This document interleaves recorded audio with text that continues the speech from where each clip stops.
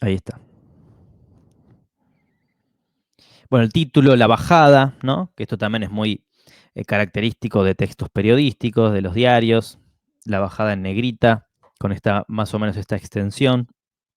La síntesis, ¿no? De lo que va. La síntesis que funciona también como anticipación, ¿no? Como antelación y como texto preliminar de lo que va a tratar esa reflexión crítica. El destacado, que suele ir en el cuerpo del texto, ¿no? Que para mí también es importante porque es un fragmento de tal vez alguna de las conclusiones, de las inferencias más importantes que tratemos de plasmar en nuestro texto crítico, ¿no? Es una cita de nuestro propio texto. Bueno, y ahí hay algunas cuestiones formales de cómo se debería escribir, sin itálicas, con comillas de destacado. ¿Vieron las comillas angulares o las comillas simples? Depende esto de cómo quieran usarla. Depende obviamente del sitio web. Siempre hay pautas, hay una línea editorial, ¿no?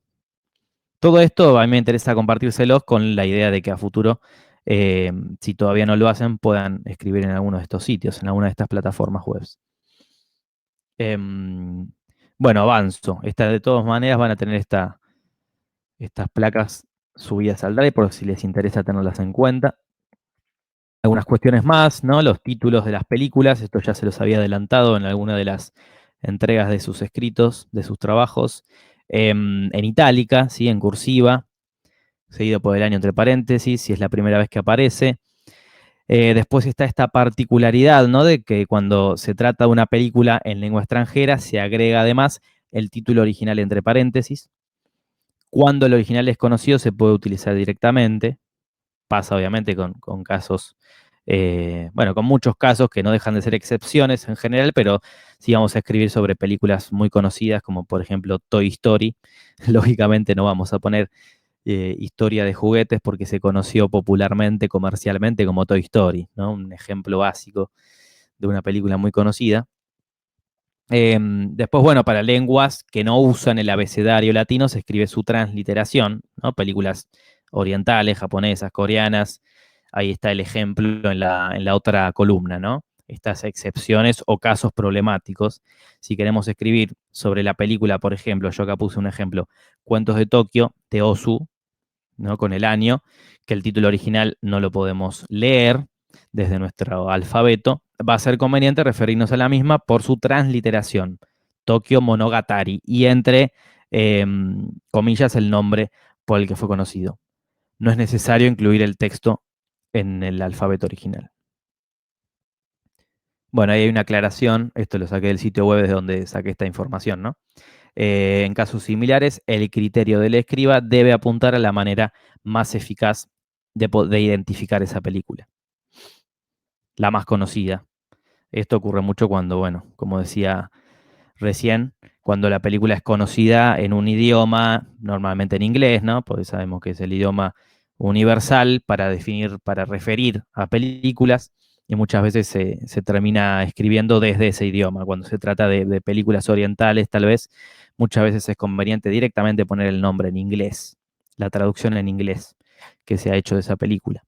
Cuestiones, como les digo, formales, muy de indicaciones que es importante empezar a tener en cuenta si se empiezan a manejar en estos medios, que es un poco mi idea, impulsarlos a que escriban.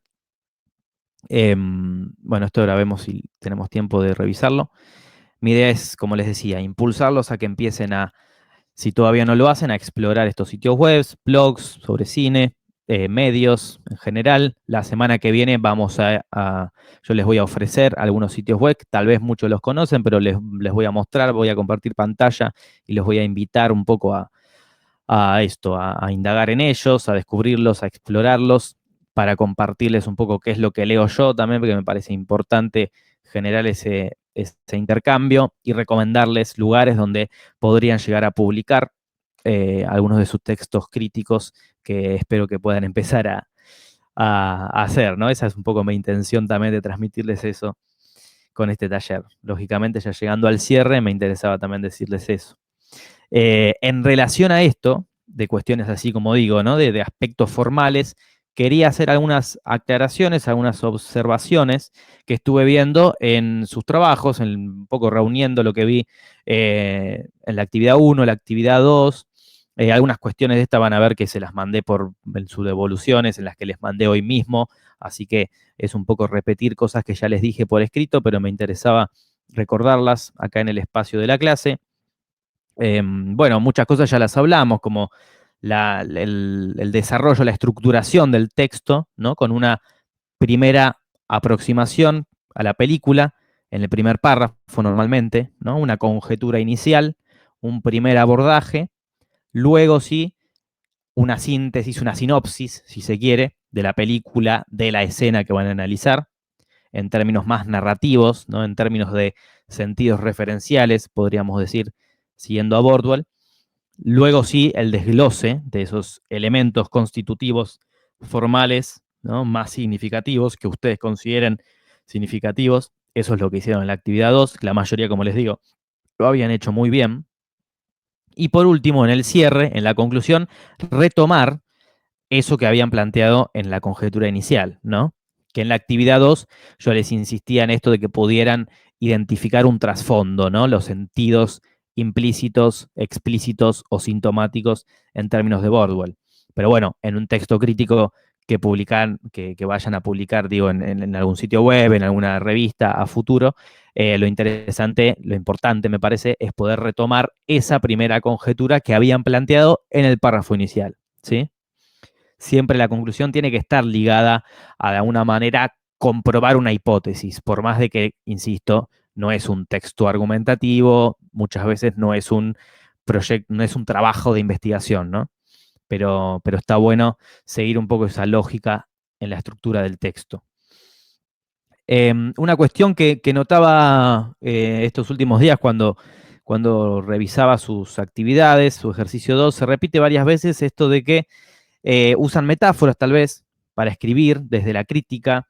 Me acuerdo, no sé si era de Agus, vos Agus u otra Agustina que hablaba de los nazis en una escena de Bastardos sin Gloria como uniformes del infierno, ¿no? Como para hacer referencia un poco a que Yoyana, el personaje, estaba rodeado de los soldados nazis, si lo puso Agus. Y eso me parecía interesante, se repetían, ¿no? Otros usos así metafóricos para definir y referir a personajes, en vez de repetir siempre que eran soldados nazis, ¿no? De una manera fácilmente identificable, si ya quedó a priori claro que se están refiriendo a ese tipo de personajes, no está mal incluir este tipo de alusiones, como digo, más metafóricas, más alegóricas, que la verdad que quedan lindas, quedan lindas y bueno, yo lo celebro y lo destaco, porque además muchas veces, esto lo sabemos, desde el análisis y desde la escritura crítica, tal vez, como digo, desde una perspectiva más formal, más academicista, más institucionalizada, se pierde un poco el valor de la connotación poética, ¿no? Y se nos dice que, bueno, que ese tipo de términos no, que son muy literarios, ¿no? Muy poéticos, justamente, que no tienen nada que ver con la escritura crítica, que se termina volviendo más seria, más fría, ¿no? Más distante. Y a mí me parece que no. A mí me parece que está bueno, que Uniformes del Infierno sirven, funciona muy bien en el marco de esta reflexión, de este texto crítico para hacer referencia a los nazis, ¿no? Así que, bueno, por eso lo marcaba como algo positivo, realmente, como una especie de observación, que me parece que estaría piola, que puedan empezar a usarlas. Hay un micrófono, me parece que... Igual no está haciendo eco, así que no pasa nada. Muy bien, ¿qué otra cuestión que observaba? Ahí dice Agus, claro, sería lindo poder ponerle un poco de poesía, literatura a la crítica, agregarle condimentos bonitos. Totalmente, sí, a eso me refiero. Sí, sí, yo soy defensor. Ah, muy bien, Cari. Ok. Yo soy defensor, soy partidario de poder transmitir esos sentidos un poco más poéticos y literarios muchas veces desde la escritura crítica, que no sea un análisis riguroso, exhaustivo, que no tienen que usar sí o sí términos complicados, ¿no? Términos complejos, difíciles de entender. A veces está buena la simbología y la metáfora.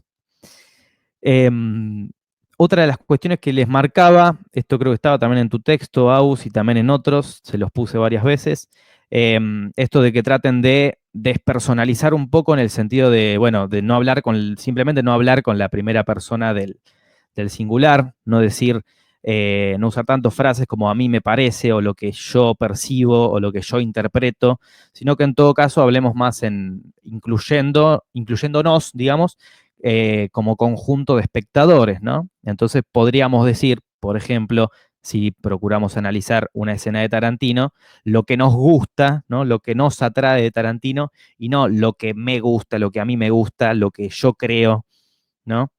Se entiende a lo que me refiero, ¿no? En el texto crítico siempre es importante poder arriesgar una observación, ¿no? Una interpretación, y no decir, yo creo que funciona de tal manera, yo creo que el director quiso decir esto, ¿no? Poder arriesgar qué es lo que vemos ahí, como si fuera algo que interpretaríamos nosotros como espectadores. Más allá de que ya se da por sobreentendido que el que está escribiendo es una persona, que él o la que está escribiendo es una persona que parte de, obviamente, su interpretación subjetiva, personal, de su propia comprensión del mundo, de su propia concepción del mundo. Todo esto el lector lo sabe, por lo tanto, está bueno ese tipo de expresiones, sí, tal vez en este caso más informales, dejarlas afuera, ¿no? No sabía cómo encarar la despersonalización al escribirlo, dice Aus. Sí, obvio, no, obvio, a mí también me pasa todo el tiempo, y a veces en ciertos, bueno, en Instagram, como digo, ¿no? Una práctica que ahora se ha proliferado mucho, esto de criticar películas desde cuentas de Instagram, ¿no? Desde posts de Instagram, que sí son mucho más personales, ¿no? O sea, hacen referencia a alguien que escribe detrás y que se incluye a él mismo en los textos críticos. No está mal, obviamente. Esto lo que le estoy tratando de transmitir yo es un punto medio entre tal vez la escritura crítica un poco más académica, seguir ciertas pautas formales para que no quede tan, como les digo, un texto tan coloquial, tan informal, seguir algunas de estas consideraciones formales. No estoy diciendo que lo que yo diga tiene que ser así. Eh, por eso no está mal. Pero está bueno a veces también para incluir y para resignificar el rol del espectador, ¿no? Eh, nosotros como espectadores, en vez de decir yo creo que, ¿no? Hablar más en todo caso del colectivo, de nosotros como un colectivo que al fin y al cabo somos eso, somos el público, la audiencia de esa película en sí misma. ¿Qué más? Bueno, no, nada, eso. Esas eran las principales cuestiones así que observaba de estos últimos escritos que ustedes me fueron enviando y que me interesaba compartirles hoy. Como digo, no es la verdad, no es la verdad absoluta, no hay una fórmula para escribir textos críticos. Eso también, tal vez, muchas veces se van a encontrar con gente que les dice que hay una fórmula para escribir un texto crítico y que sea efectivo. A mí, un poco con todas las reflexiones que les vengo compartiendo a lo largo de estas 7 y el próximo octavo encuentro, una de las ideas que trato de combatir, se habrán dado cuenta, es eso, ¿no? De que no hay fórmulas, de que no hay fórmulas para escribir cine, de que no hay fórmulas para escribir críticas sobre cine, no hay fórmulas para hacer cine. Sí hay herramientas teóricas, sí hay experiencias previas, ¿no? Miles de autores, miles de textos, miles de películas que obviamente nos vamos a tener que apropiar de ellas para dar clases, para hablar, para intercambiar opiniones, concepciones, interpretaciones, mejor dicho, en vez de opiniones. Pero eso, no hay una fórmula, ¿sí? Por eso estas cuestiones que yo les marco como rasgos formales o consideraciones formales a tener en cuenta, muchas veces van a entrar, si les interesa escribir para una página, y les van a decir, la línea editorial es esta, porque hay siempre un orden, hay algunas reglas generales, pero eso no significa que las pautas sean las únicas para todos los medios, para cualquier sitio web, no es así. Eh, Se aprende también, ¿no? Desde la experiencia, desde la práctica y desde el intercambio. Por eso yo les comparto todas estas ideas. Bueno, muy bien. No sé si tienen alguna pregunta, alguna consulta. Me interesaba, yo la semana que viene, como les decía, vamos a hacer un poco una síntesis general de todo lo que estuvimos viendo. Les voy a compartir, como les decía, sitios webs, blogs, revistas digitales, todo digital, lógicamente, para que podamos verlo desde acá. Además, hoy en día todo se rige de manera virtual, más con el contexto de emergencia pandémico que estamos viviendo. Y también les voy a compartir la consigna de la actividad de cierre, ¿sí? Que va a ser sobre cortometrajes. ¿Sí? Van a tener que escribir sobre un corto, básicamente, en vez de sobre una película. A mí me interesa que ustedes puedan elegir qué cortometraje analizar, qué cortometraje criticar, ¿no? Puede ser cualquiera, cualquier cortometraje, pero sin embargo yo les voy a, ya les mostré dos, ¿no? Hace un par de semanas, o fue la semana pasada, no, fue hace dos, el de Alumbramiento y 10 Minutes Older. Esos dos me interesaban proponérselos, y también este, que ahora ya creo que no nos queda tiempo, no sé si quieren verlo ahora, dura 8 minutos. Me parece que en todo caso se los dejo acá, les voy a poner, creo que ya está el enlace en el documento de la bibliografía que tienen en el Drive para verlo, ¿sí? Ahí lo conoce Isabela. Es un cortometraje español que sí, incluso es bastante conocido. Ahí lo conoce también Cari. Está bueno, a mí me gustó mucho, me parece que tiene mucho para analizar. Ah, mira, no sabía. Me parece que tiene mucho para analizar desde la puesta en escena, ¿no? Desde esto que venimos tanto insistiendo, ¿no? Lo realizativo, lingüístico, lo estético, bueno, el trabajo de sonido, porque es un diálogo que al fin y al cabo se da como en off, ¿no? Con esta introspección de los personajes, y bueno, no adelanto más por si alguien no lo vio. Véanlo, es una propuesta, como les digo, me interesa que en la actividad final sea un análisis de un corto, ¿no? De un cortometraje, de un formato breve. No tiene por qué ser este ni los otros dos, puede ser cualquiera, pero seguramente lo veamos la semana que viene para charlar un poquito de este texto, que ya está en bibliografía. Y bueno, de estas cuestiones finales, ¿sí? Para ya cerrar, y bueno, eso. Impulsarlos a seguir escribiendo. Bueno, mi despedida la voy a hacer la semana que viene. No quiero hacerla ahora. Pero bueno, agradecerles estar acá una vez más. Espero que les haya gustado lo que les compartí hoy, ¿sí? Cualquier consulta, ya saben que me mandan al mail. Muy bien. ¿Algo más que quieran que repita, que quieran alguna consulta, comentario, sugerencia? Les vuelvo a pasar. Este creo que no está en el Drive, la conferencia de Deleuze. Bueno, igual después les voy a pasar, les voy a subir el texto y se las pongo ahí en el documento de la bibliografía. Pues si se los paso por acá, capaz, ahí se los pasé, pero después se lo vuelvo a poner allá más fácil. Bueno, si no hay más dudas o comentarios, nos vemos la semana que viene, ¿sí? Gracias a ustedes por estar.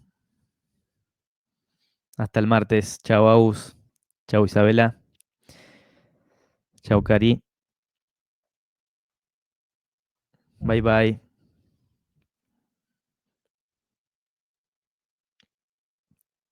Chau, chau.